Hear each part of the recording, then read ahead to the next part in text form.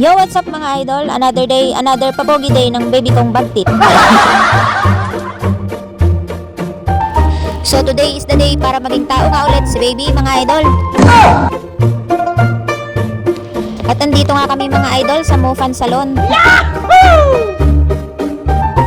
Dito na nga nakasanayan ni baby magpagupit. Kasi nung nakaraan, nung nagpagupit siya sa baba, grabe, pinaglaruan yung buhok niya. Kaya dito sa Mofan Salon mga idol, proven and tested. Yahoo! Maganda na ngayong naggugupit. Maangas din pati gupit. Pag nakikita nyo naman si baby, may pagpikit pang nalalaman. Ito talaga yung gustong gusto ni baby mga idol. Yung nakakaidlip siya habang ginugupitan siya. Grabe, ang sarap niyang i-heart sa leeg. Ang sarap saktan siya.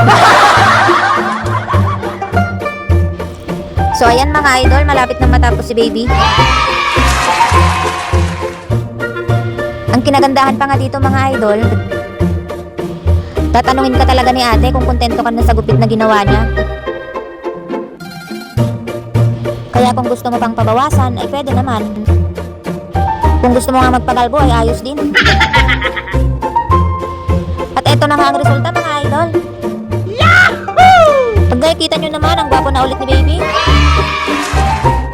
At may pagngiti pa nga kay ate, sarap tubuhin.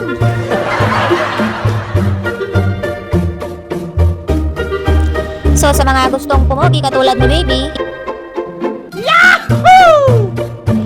Magpagupit na kayo dito sa Mofan Salon mga idol.